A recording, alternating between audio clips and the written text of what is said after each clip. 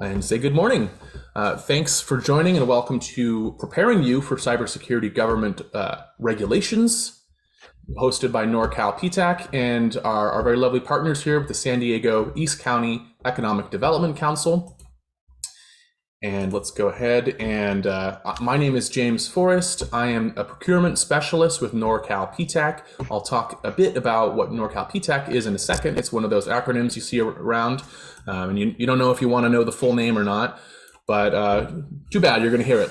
Our speakers today, we're really excited to hear from Mike Olivier, who is our cybersecurity expert, and we're really looking forward to what he has to offer here.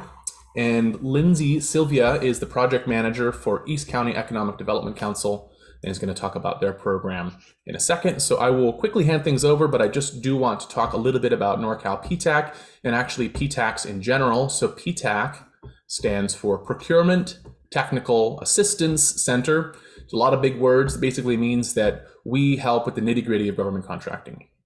It is a national program where it's a bunch of independent centers, actually. So there's 96 different PTACs across the country that serve all different states and parts of the state. You can see here, there's a map of California. There's 7 in California alone. Our map is in green. We're going to go into that a little more in detail here. But a lot of you are joining in the San Diego area. You can see there's a San Diego Orange Imperial PTAC. They would be your source for direct PTAC assistance. Of course, you can always join our webinars. We're happy to have anyone from anywhere. But PTACs, the reason we exist is to help businesses compete and succeed in the government marketplace. That's what we're all about. We get funding from the Defense Logistics Agency as well as local, state, other kinds of sources, all grant funding. So we can offer our services to you for free, or rather, you've already paid for us with your taxes, and so now you might as well take advantage of these services that are offered for you. So we want you to succeed in government contracting. That's why we exist. In FY21, so last year, PTAC served over 56,000 clients and helped them win more than 24 billion with a B in government contracts and subcontracts. NorCal PTAC has a pretty healthy slice of that for our region. We helped our clients win more than $500 million in contracts, and that's a lot of money going mostly into the pockets of small business owners in our service area, which is these 15 counties in Northern California here. So it's all the 9 counties of the Bay Area, up the coast, then Siskiyou, Trinity, Shasta, those rural inland Northern California counties. And like most other PTAC centers, we have 3 basic core services. We've got the bread and butter, which is one-on-one counseling. We've got a team of procurement specialists, including myself, who can meet with you and go over really just about anything related to government contracting. So we don't, there's some things we don't help with, like we don't help with financing, we don't help with startup assistance, we don't write a business plan. But really, if it's related to government contracting, we can help. So trying to get registered in SAM, trying to get registered in Cal eProcure, find your certifications, do market research, how to find bids, how to get compliant once you are in bids. We can help with cybersecurity as well, since we're on that topic today. So all you need to do to get started on that is to put in an application on our website. And if you are a client, we can also help you with the second service here, which is custom bid matching. And that's a service that's going to gather all the different bids across the country that match what you put in the system, describing what you sell. And then you'll wake up with a list of bids if there's any that match your geographic area and what you sell, and you'll just have a nice list of bids that you might want to bid on. And then we put on webinars all the time. That's the third thing we do, is these resources and trainings. And all 3 of these services are free for everyone. The first 2 are free for our clients who are in our service area, and the third, anyone can join from anywhere.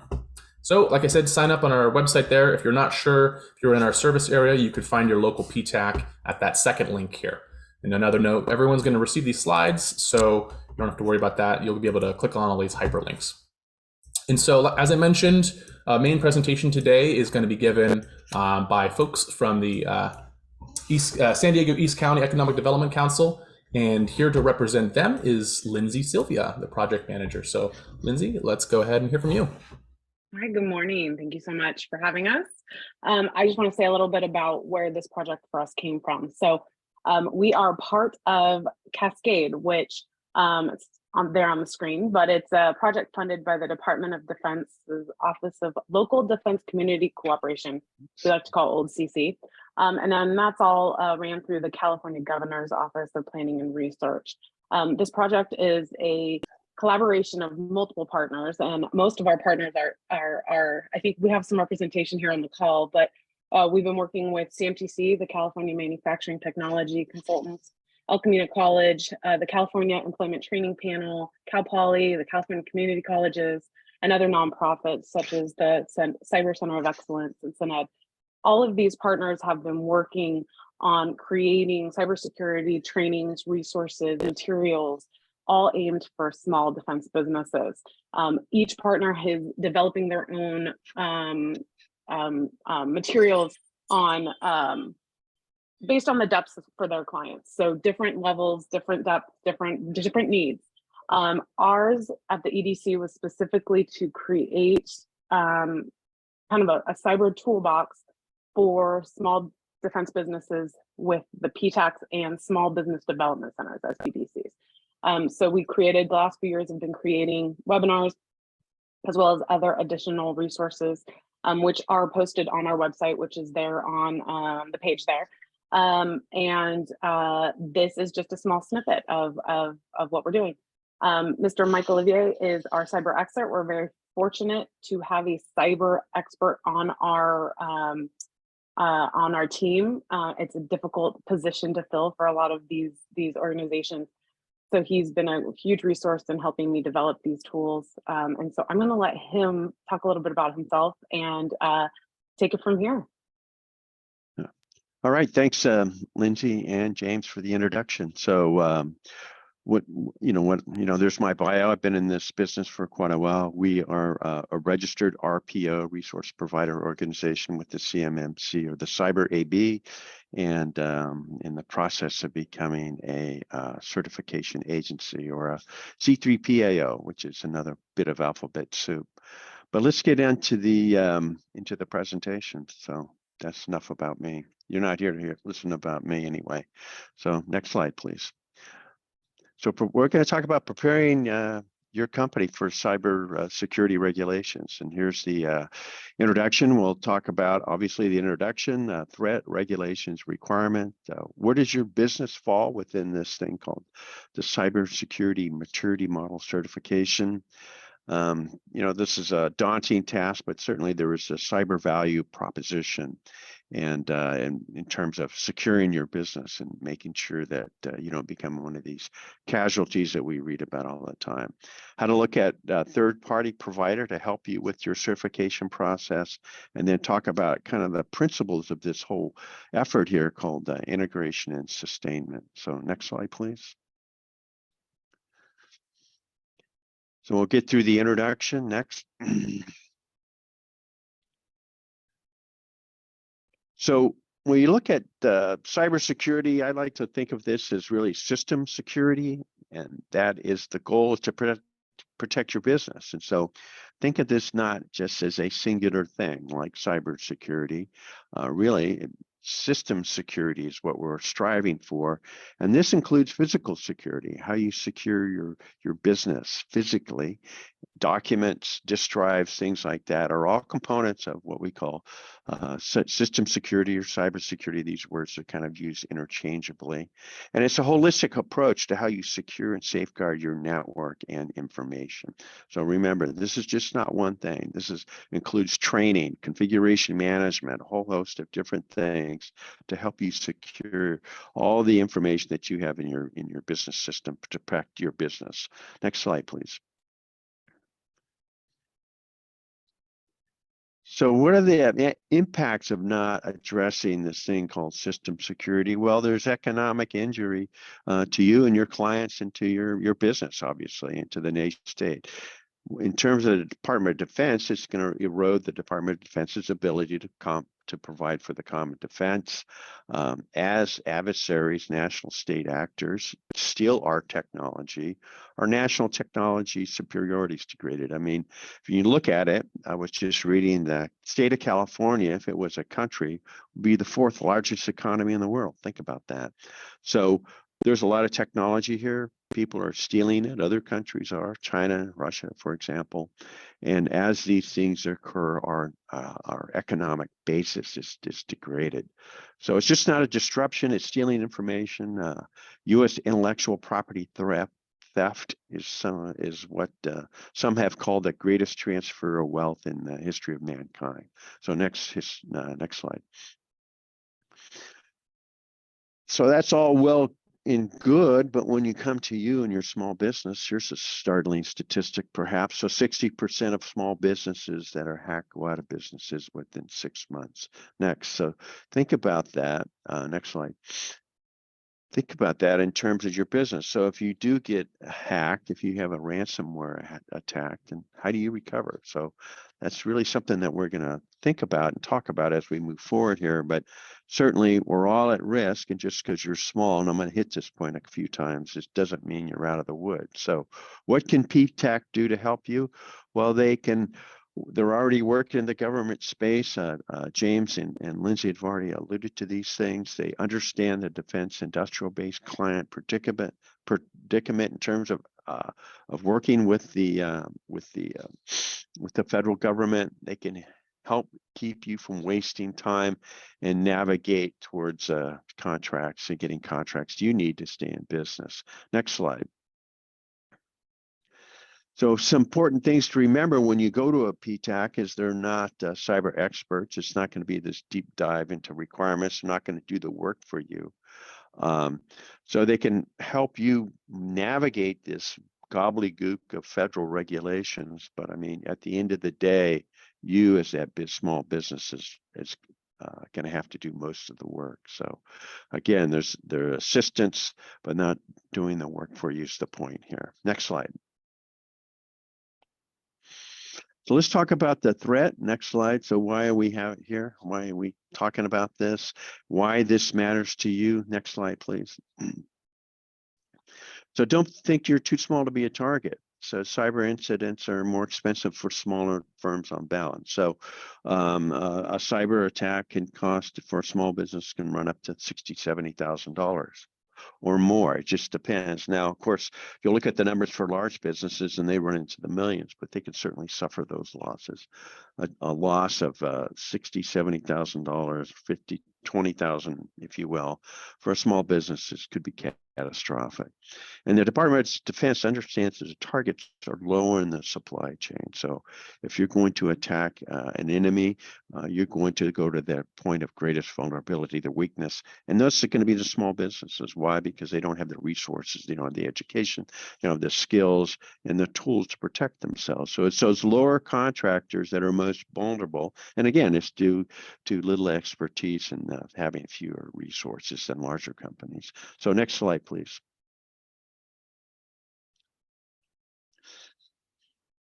There we go. So when you look at cyber threats, you look at, there's kind of segment these things to help them make sense. So there's cyber crime and cyber espionage. Often these things are very much related. Next slide, please.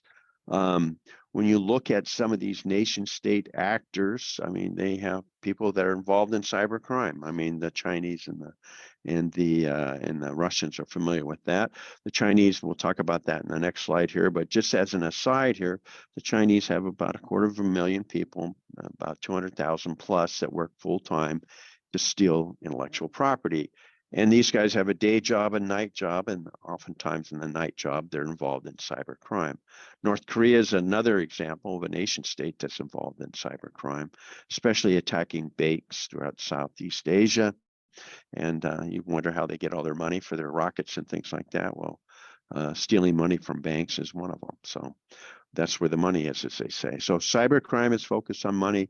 These are those gangs that you read about in Nigeria that are going to offer you a couple $1 million because your uncle thinks you're a nice guy. So it is a highly specialized industry. So just don't think of these as some guy in their basement with wearing his his mother's basement. The expression is that oftentimes you will find people in their mother's basement wearing Pokemon pajamas, hacking into things. It is that, and it's much more than that. A very highly specialized industry, and some of these attacks that we read about take years, literally years, to execute. So again, a lot of money behind these things. It's not a trivial exploration and people trying to see what they can do. Next slide. So the next thing that we talked about is cyber and espionage. So we have the criminal gangs, people harvesting money or stealing money, the holiday scams, all that. But on the other side of that is the cyber espionage element, and these elements often work together. We read about the SolarWinds attack and the Chinese. So next slide, please. And these are massive attacks where people are working full time. As I mentioned earlier, the Mandiant report about 6 years ago had 180,000 people in the Chinese Liberation Army whose full-time job it is to steal intellectual property from the United States and Western Europe. That has grown to maybe about 250,000 today. I mean, certainly they don't publish the numbers, but again, think about it. Your full-time job, 8 hours a day or 10 hours a day, whatever the case may be, 6 days a week, to hack into businesses, steal things. Again, you can read the newspaper and you'll find, about once or twice a year, someone is being charged with espionage for working for the Chinese. And they're stealing everything. Seed technology from Monsanto, metallurgy,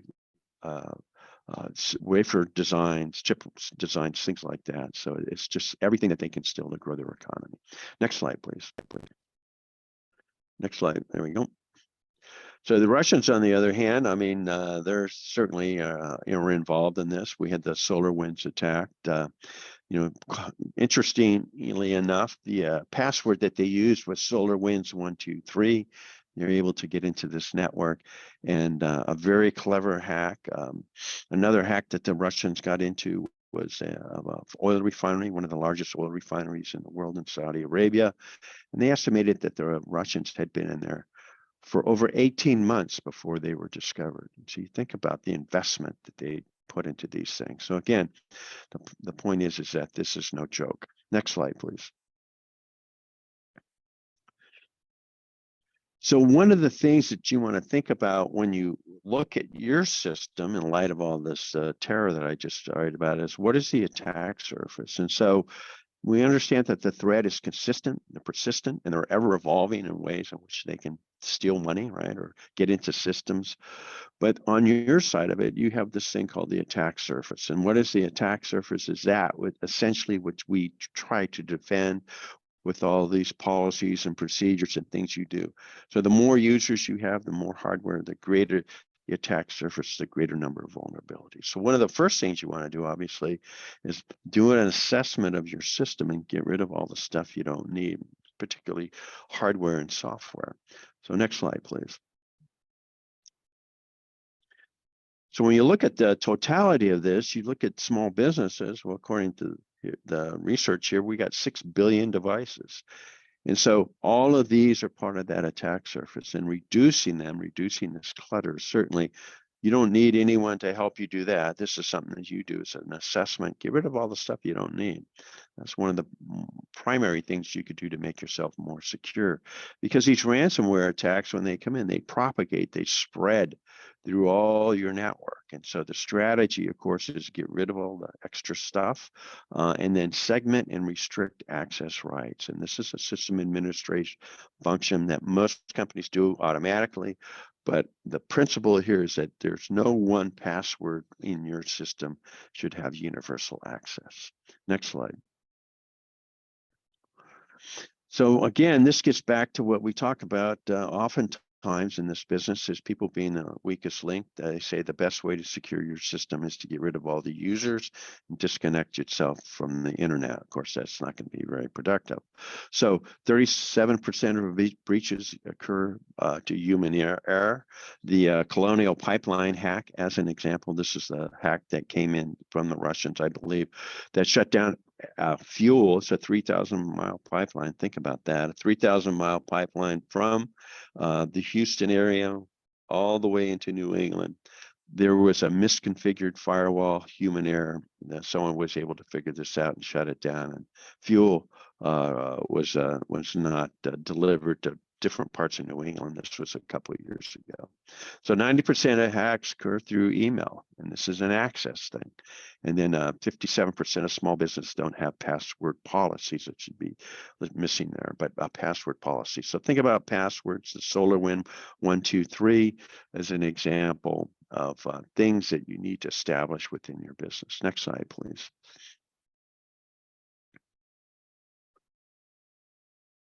So the key takeaways to this is that, if you're going to attack someone, you want to go for the weakness. And so again, that's the expression here is those threats are going to target the lowest hanging fruit, the things that's easy to grab. Cyber incidents, again, are going to be more expensive than small firms because they don't have the resources. You just can't go to the bank and ask for a line of credit to overcome a ransomware attack or something of that nature. And then again, DoD suppliers are unique because they are a target. I mean, if you want to attack someone, you're going to attack to that low hanging fruit. They're going to attack those people that don't have those defenses, that don't have the policy, procedures, and tools in place to prevent attacks, segment, to protect their information. And so again, when you look at these things, you need to look at in two lights here. Technology as vulnerabilities. Obviously people can hack into your system if you haven't done things correctly. And then probably one of the greatest vulnerabilities are people. And how do you correct that? It's through education, which gets back to my original point that when you look at this, think of this as system security, which includes training and configuration management and all these other things. Next slide, please.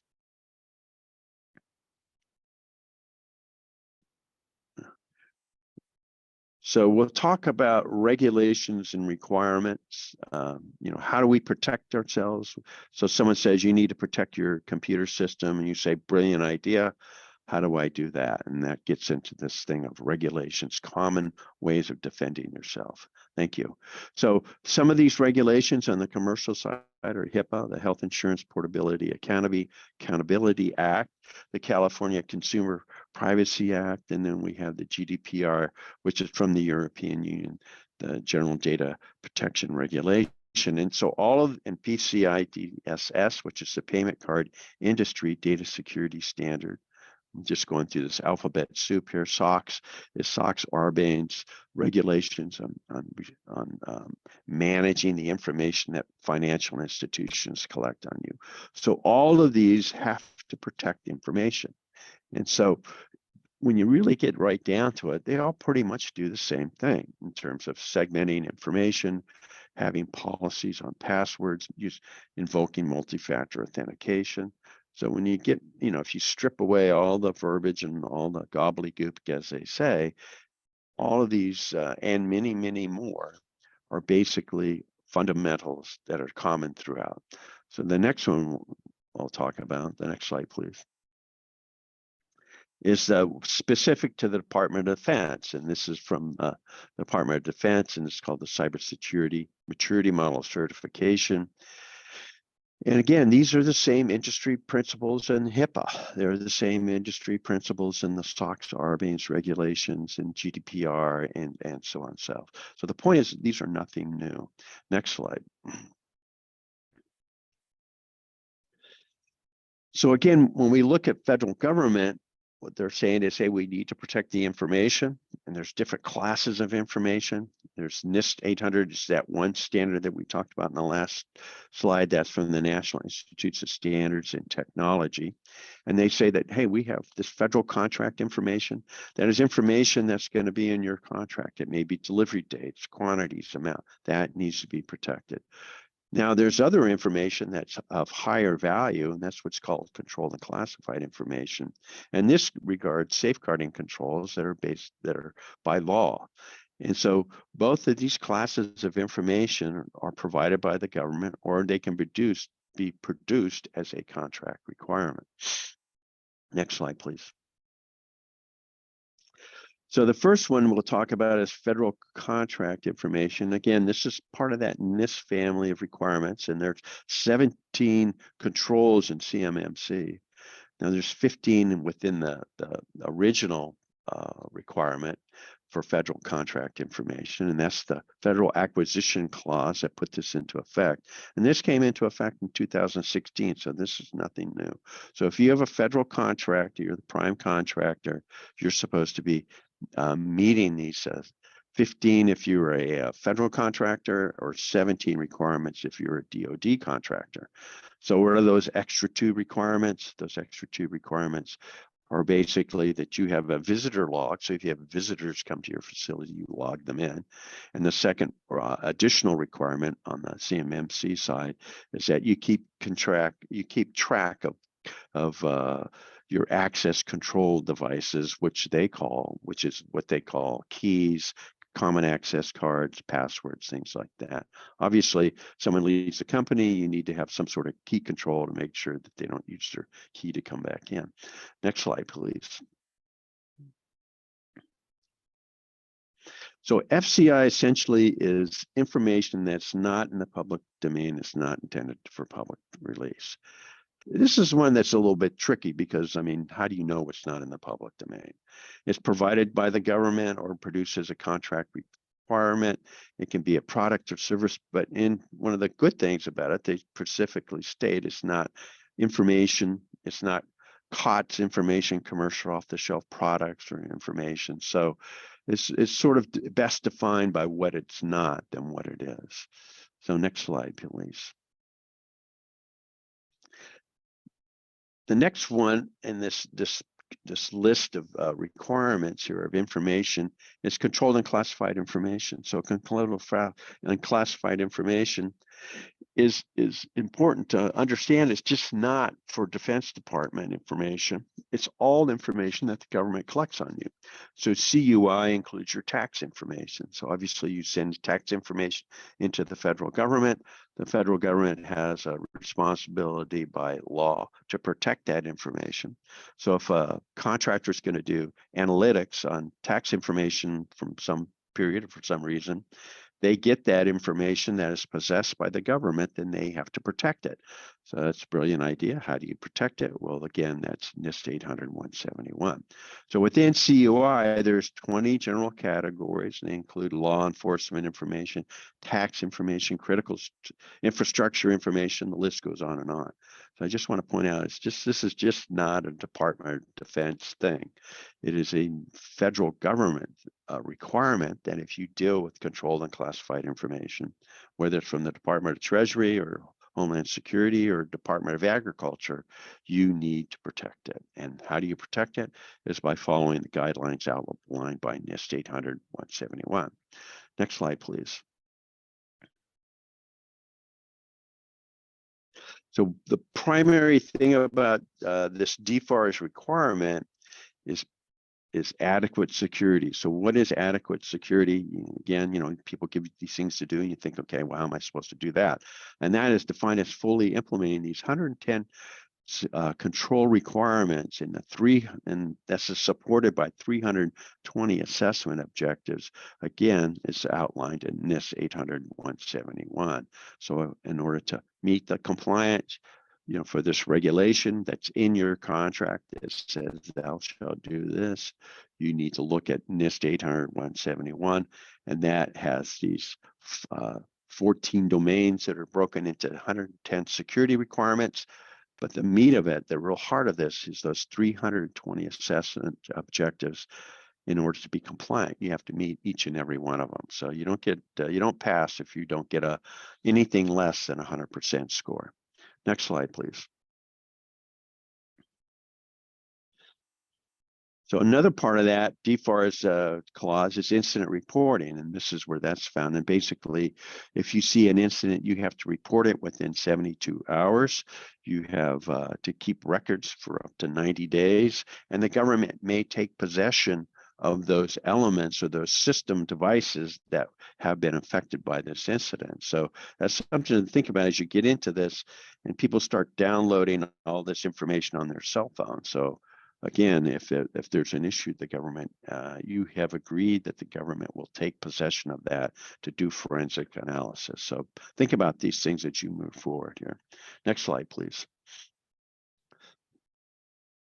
So we'll talk about the CMMC certification. This specifically applies to the Department of Defense.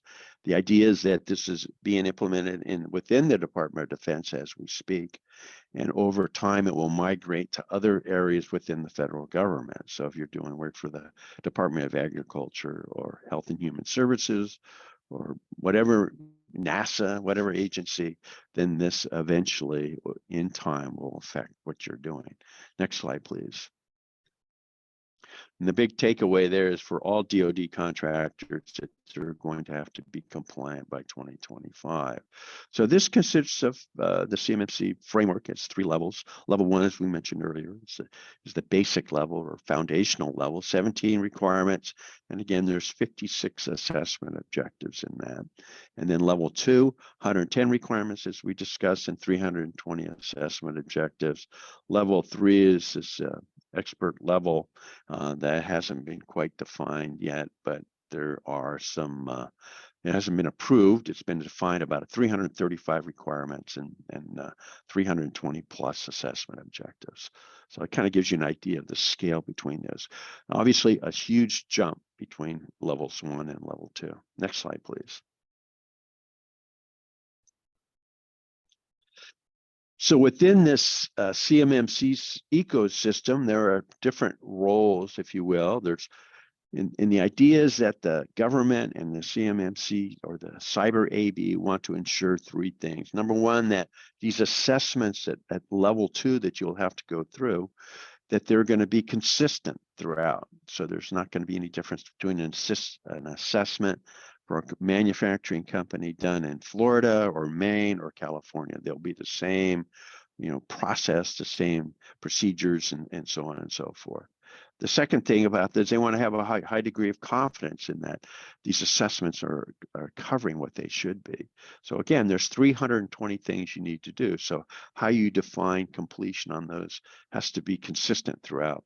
And the third thing, of course, is the intent is to secure the defense industrial base. So in order to do that, the CMMC AB has developed a process where you have certified consultants. You have to go through training.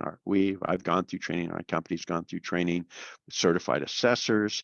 Then there's certified trainers to train people on how to do this. And there's certified curriculum. So it's a kind of a process here, very rigid, if you will, where everyone has the same textbook. The instructors of all are consistent. So the end result is consistency and adequacy in terms of looking at all these requirements. Next slide, please.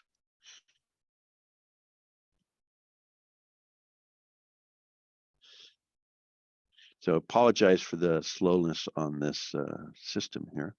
So CMMC, what are the requirements? So for level 1, there's annual corporate self-attestment for compliance. So if you're within this mix here, you're a level 1 company, then you'll have to sign up at a website with your corporate officer saying, yea, verily, we are meeting these 17 requirements, which you should be doing anyway.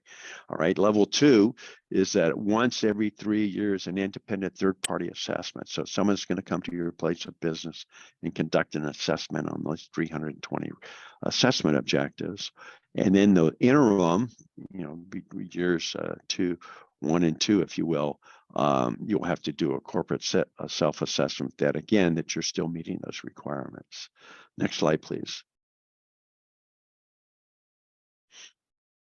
So within this, when you look at, okay, so how are they going to look at these 320 things? Well, they're going to look for evidence of that. So what is that evidence? What does that mean? So one of the forms of evidence is going to examine. So they're going to look at physical objects, reports. They're going to look at your system security plan. Remember when we first started, we talked about system security of what this is all about. And so for you to have system security, you have to have a plan, right? So a good system security plan is going to, at level 2, is going to run about 250 to 300 pages. This is not a trivial, weekend science project. So again, they're going to examine your policies and procedures, make sure you're following. They're going to interview people in your organization. So if you have someone assigned a certain task within this, someone's going to talk to them and make sure they know what they're doing. Or the last thing is they'll test in order for you to demonstrate compliance. Again, you need to meet one of the three, but again, what is evidence? It's going to be examination and interview or testing of your system. Next slide, please.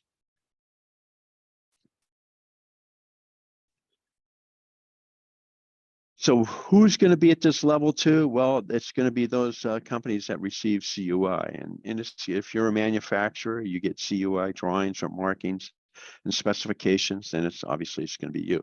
Now, you can produce CUI as a result of your contract. So if you're doing analysis or studies or things like that, in the contract, it should state that the result of this will be controlled and classified information. So it could be services companies, it could be manufacturing companies.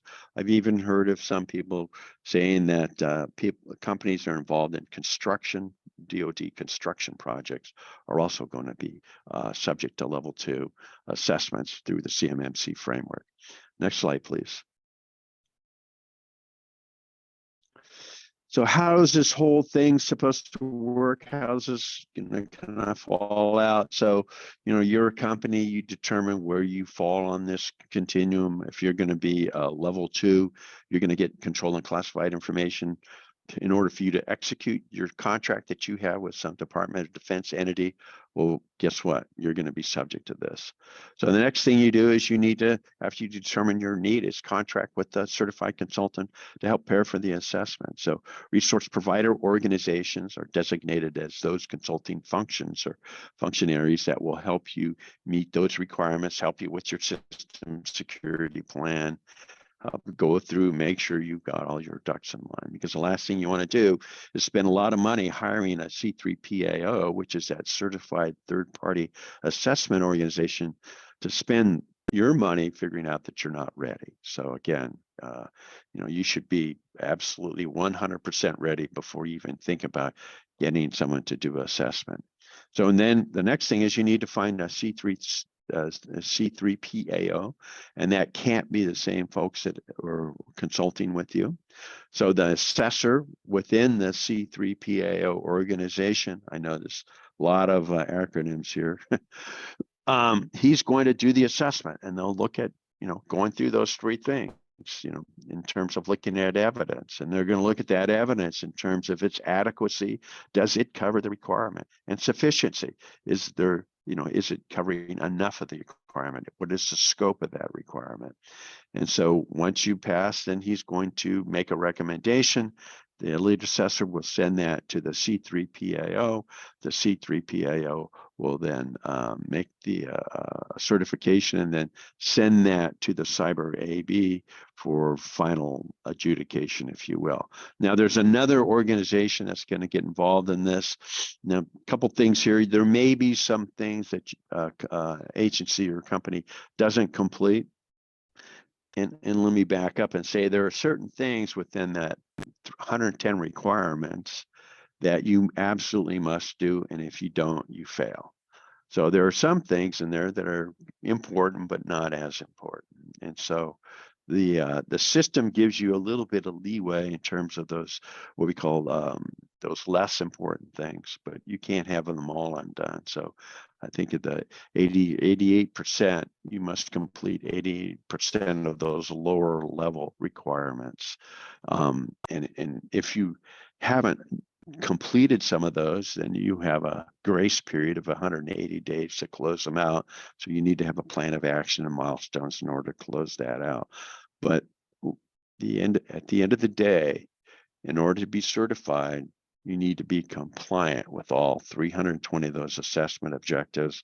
And if you've done that, that means you were compliant with the 110 requirements. So, this can get into a lot of legalese here, but for you, I think for the average business owner, just focus on getting everything done. So again, once you got this, you're good for 3 years. There's going to be another organization that is in the process of being stood up. It's called the CAICO, and that's called the CMMC Officers Instructors Certification Organization, and they're going to be primarily responsible for these certified third-party assessment organizations and the assessors within that. So it's sort of one of those things that's just information only, but not that really important at this point in time. Next slide, please.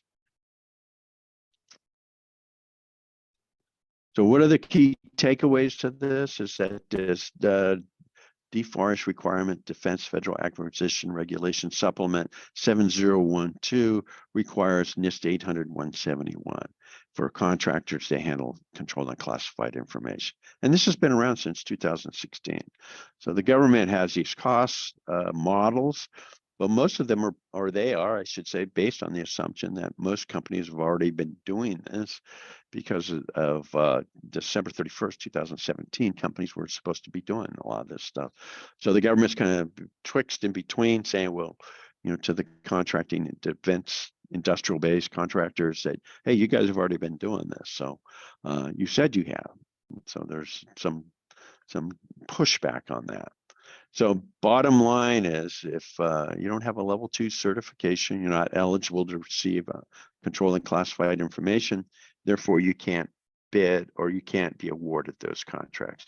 Now, you can bid on a contract, but prior to award, you must have a certification. So basically, this is one of the things you need to look at strategically and think, hey, do I want to be in this business? Next slide, please.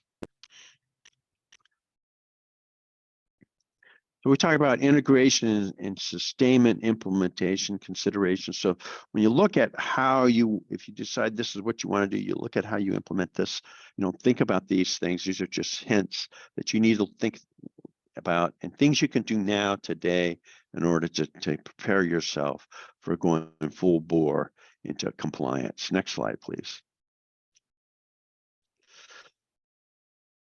So in order to bring your system up to compliance, you're going to have to do this inventory that's called this assessment inventory, asset inventory, excuse me. So the asset inventory is a listing of all your hardware and software. And oftentimes what happens is people, I like it to think of it as that system works through benign neglect. I mean, everything's working. I don't need to get any new hardware or software. But guess what? The new operating system requires you to have a new hardware. There's new software that doesn't work on old systems. And so oftentimes this is an expense in upgrading, firewalls or routers and computers and things like that.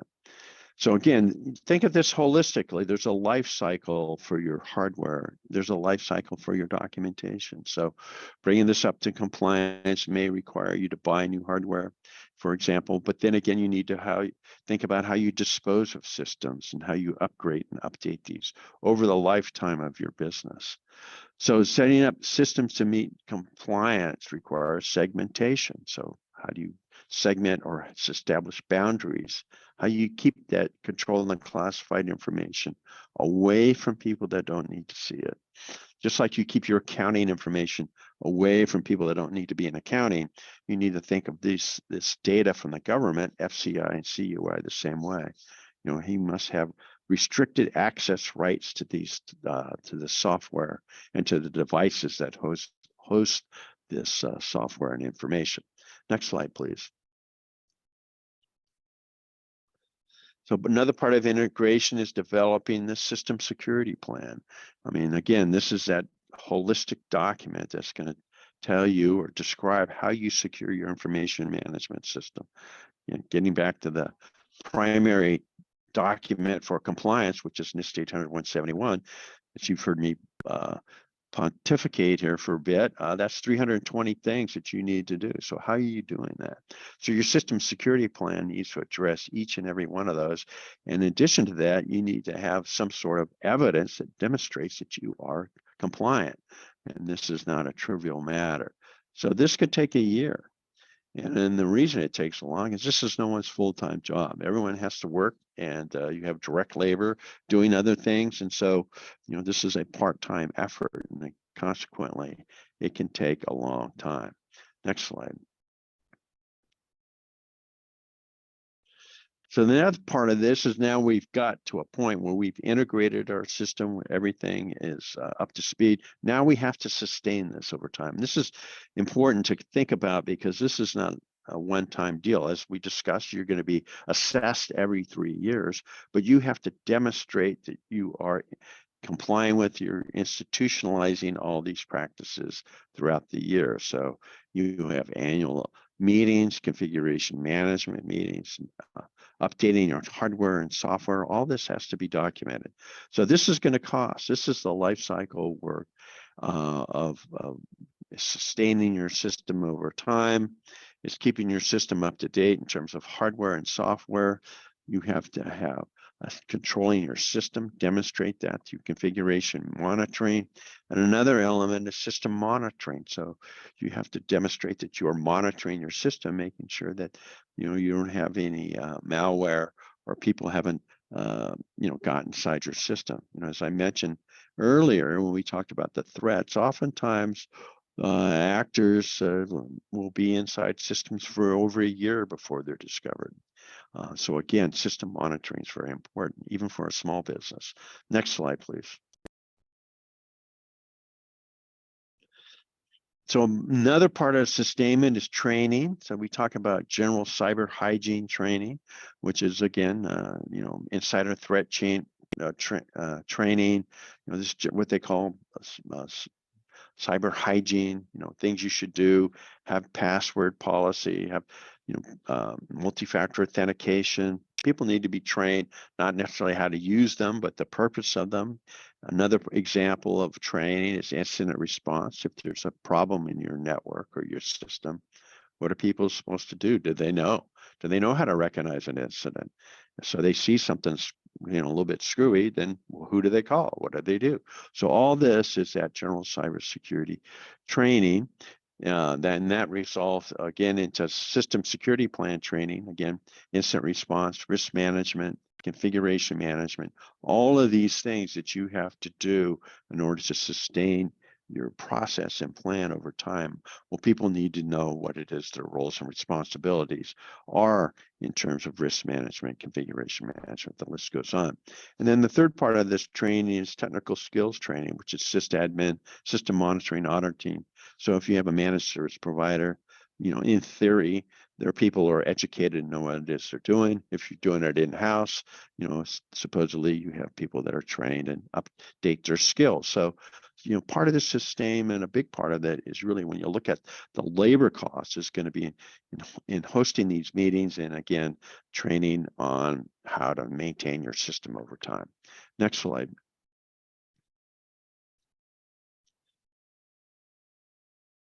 So again, you have to look at where, next slide, there you go. Where is your business is going to fall in this? Look at, FCI, you think you're going to have to be, someone that is just dealing with federal contract information. You're not getting CUI information. Again, this is government possesses or is made by a contractor and needs to be marked. So a little bit different between the two and a huge difference in scale in terms of compliance. Next slide, please.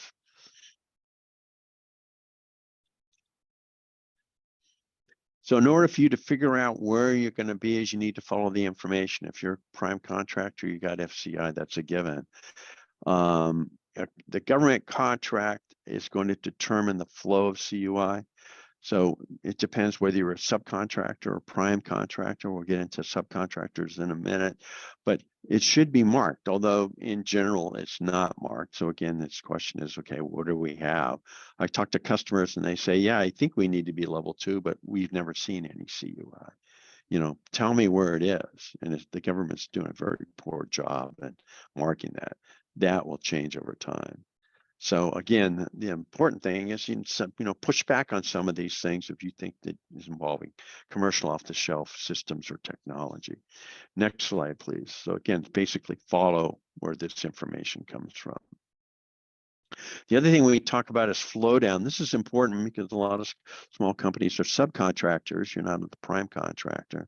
So the prime contractors have a responsibility to ensure CUI is not passed down to people that aren't certified or qualified, if you will. So again, this prime needs to be aware of what's flowed down to the subs. And again, this doesn't include commercial off the shelf. And so I've seen things that are marked CUI, and clearly there are things that you can, like a bushing or a bolt or something of that nature that has nothing special to it, literally. So the oftentimes I think the prime contractor is marking things, although they shouldn't be, as CUI just in order to cover themselves. And again, this is a ongoing problem. I think that will persist as long as CUI is around. But at you as the subcontractor, my recommendation is push back on these requirements if you think that they're onerous. And again, you got to have a discussion, and a good answer is one of those which everyone walks away from the table dissatisfied. So next slide, please. Again, getting back to subcontractors, not all of them will need the CMMC certification. It is the responsibility of the prime to protect their subcontractors. I mean, if you want to have subcontractors, you better protect them, right? And so not everyone's going to be required to be certified, even at the federal contract information level 1. I mean, that federal contract information, I find hard to believe a subcontractor would be required to have it. Now, you may give them a due date or something like that, but is that really FCI? I mean, I think you can argue that. So next question, or next slide, please. The bottom, there's if no flow down of FC or CUI, then it doesn't exist, right? So here's kind of the overview. 70% of the defense industrial base is going to be this level 1, which is those 17 requirements. And again, as I mentioned, the cost to get it to conformance is going to be dependent upon how much neglect your system has suffered. This is true for all levels. Next slide, please. So level 2, as we get into the big leagues here, requires a system security plan. This is one of those overarching documents that people try to get away from, but you can't get there from here without a system security plan. It requires an assessment. You have to have these artifacts of compliance, like I mentioned.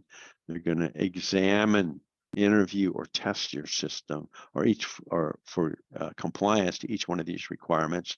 And what they're looking for is adequacy. Does your remedy or does your compliance effort, have the right evidence? Does it meet that requirement? And the sufficiency is how much scope. Does it cover completely the requirement? So if you have different kinds of computers and you just test one computer, is that sufficiency? No, because you haven't tested the other types of computer system. Doesn't mean you need to test them all, but you need to have some sort of sample test so you have established sufficiency and scope. Next slide, please.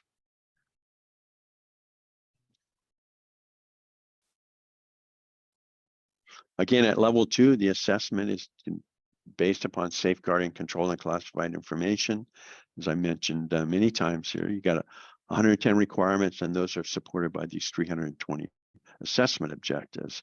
And you need to look at these other contributors to your organization, what they call these things external service providers, which could be a managed service provider, the people that manage your network, managed security system provider, those people that may be doing monitoring of your system. And so one of the big documents that you need to look at is this shared responsibility matrix. So if you are outsourcing your resources, the management of your information system, it is this shared responsibility matrix that will list all 320 requirements and say, this company's doing this, and this is how they're accomplishing it. This company's doing that, and this is how they're accomplishing it. Again, this is very much related to the system security plan. Next slide, please.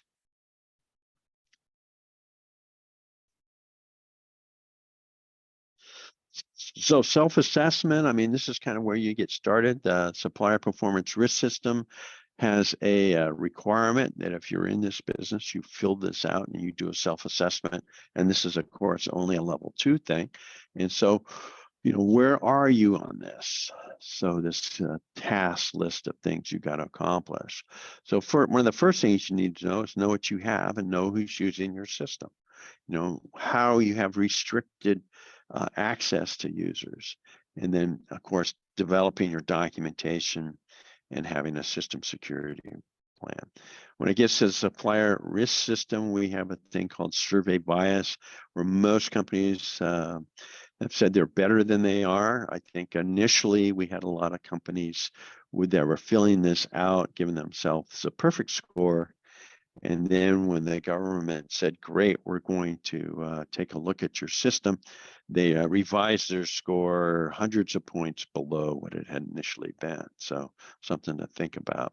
I would be very suspicious if I saw someone with the perfect score just right off the bat. So they may have it, but again, I want to take a look at what's going on here. Next slide, please.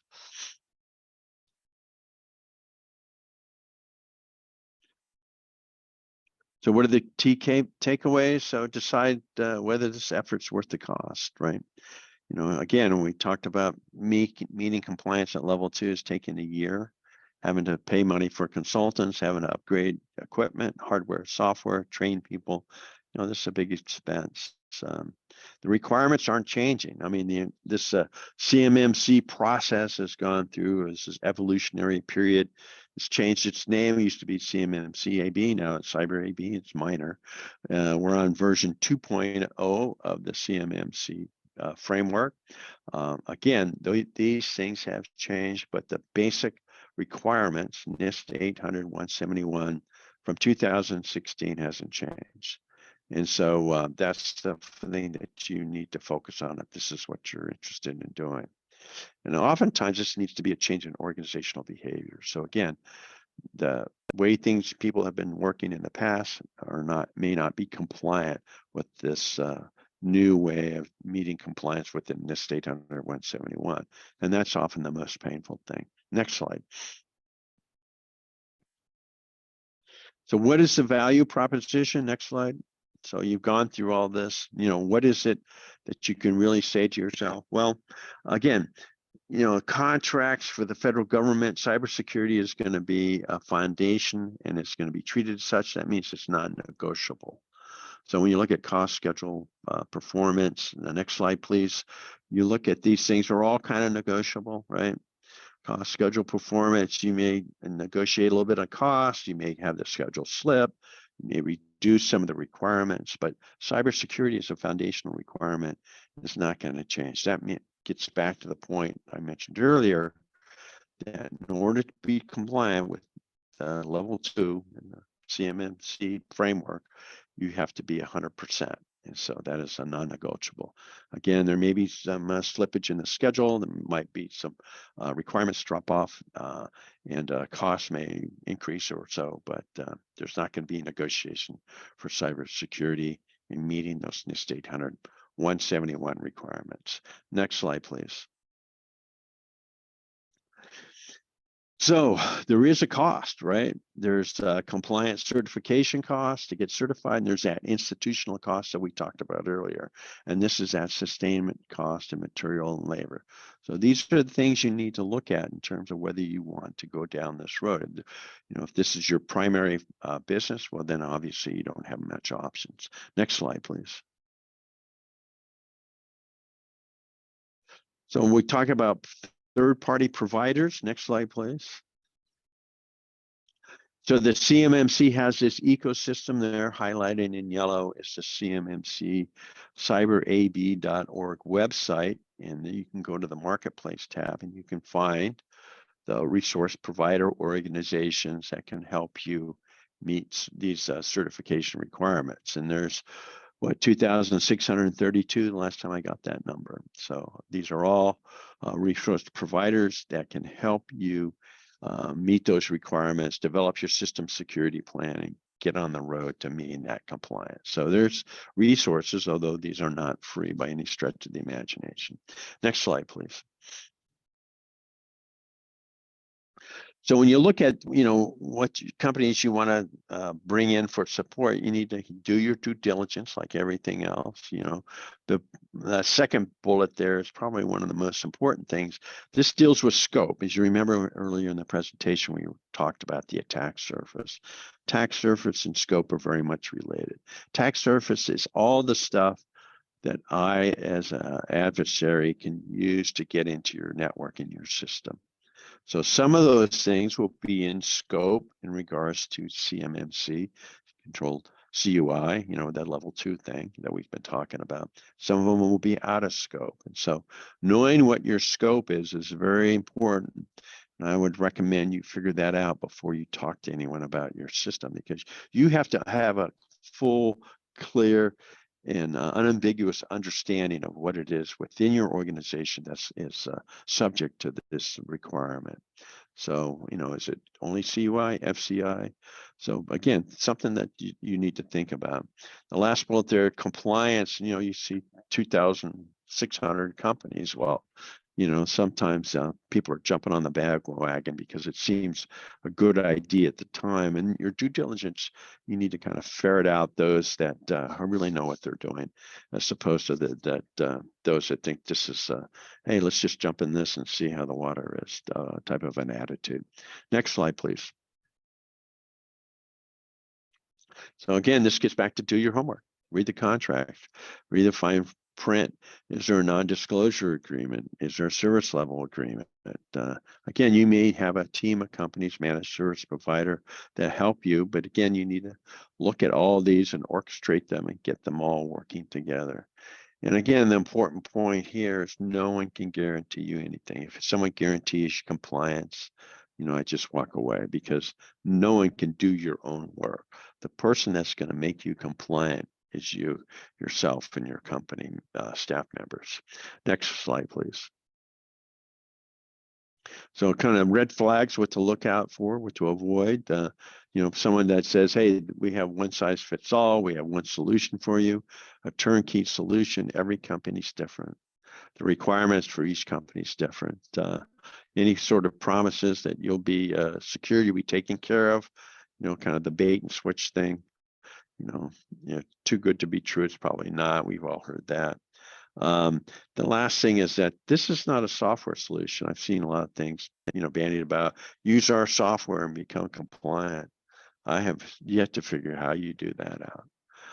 You have to do the work. I mean, how's software going to do configuration management meetings for you, or schedule training and actually have people do the training?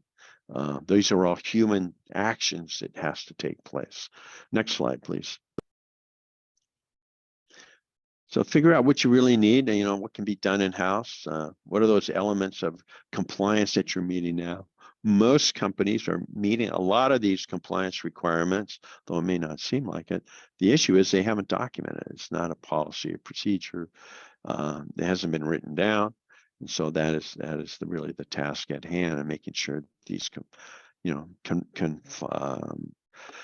confirm or comport with the requirement. And again, a good IT system, a good IT department, again, you're doing a considerable number of these things here. And so it's just basically looking at your existing policy, if you have it, and making sure it conforms, or developing policy to support conformance. And again, look at what you can outsource. Again, the more work you do in-house can save you money. But again, the question is that really saving you money? Because these people are not doing their primary tasks, they're doing these subsidiary tasks, and that may be an issue. Next slide, please. So understand what you're getting, look at your initial engagement and how you're going to maintain this thing over time. Talk to the people that work, and and then of course, you have to be cognizant of the fact that, as you talk to people, they may not know what they actually think they know. Next slide, please.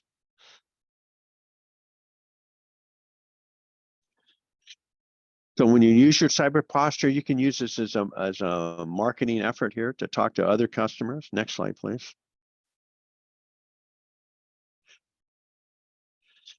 know who you're talking to, who's going to be on your team. These are the people that you would, need to have help you. Service providers, consultants, your accounting department. You look at an attorney or legal fee, PTAC advisor. Who are the people that are going to help you? So again, this is a campaign plan where you kind of list all those elements and resources that you can use to meet these requirements. So next slide, please.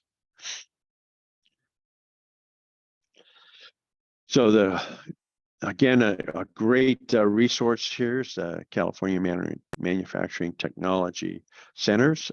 They can help you with this. Next slide, please. And I think that's the end of our presentation here. So how are we doing in time? We're about 10 minutes over. So if anybody needs to leave, just we will have a brief Q&A here session, but we are going to be sharing the slides as well as the video recording, the full video recording. So if you missed the Q&A, no worries, you'll be able to review it later. You can even type in a question right now and we'll get to it. We do not currently have any questions in the Q&A, so just a reminder, you can definitely type one in there in the Q&A session as we're speaking about upcoming events, and we'll get to it. So I just want to, right before we go into the Q&A, give you guys a little chance to put in questions if you haven't already. PTAC is always hosting events. We've got 2 more in December and then plenty more lined up for January. You can find all of our events on our website calendar, norcalptac.org/calendar. The next one we're doing is I'm putting on a how to do business with the government. It's an introductory webinar. You just, if this was a little too deep for you and you want to go back to some basics, I will guide you through how to do business with the government on a broad, high level. Thursday, December 8th, 10 a.m. And then we've got one with the DMEA, which is the Defense Microelectronics Activity. Some of what we're talking about today might be really helpful for giving you some perspective on that as well. And that is on December 15th, 10 a.m. All right, let's get to some questions here. And Mike's been kind enough to put his contact information here, and you can get that on the slide as well. Joe Marie's asking, can you talk about using technical and business assistance TABA funds available to SBIR companies for cyber tech assistance? What kind of funds? Technical and business assistance funds, TABA. No. Is that a trick question? Can you? All right. No. Well, I'm not familiar with that. Those funds, Joe Marie. It's something that's available to SBIR companies. All right. I don't see any other questions here right now. So just, you have Mike's contact information here. If anybody has any follow-up questions for Mike, feel free to reach out to him. And since we are a few minutes over, I don't see any other questions. I'll go ahead and end now. Very short Q&A indeed. But thanks, Mike, so much for your research and effort putting on the main presentation today. We'd be happy to work with you guys again. And thanks, Lindsay, for making it all happen as well. All right. Thanks. And everyone, as you're leaving, you should be redirected towards a satisfaction survey. You can do it anonymously. It just takes about 2 minutes. Let us know what you thought of today's webinar. All right. We'll see you at future events. Thanks, everyone. Thank you.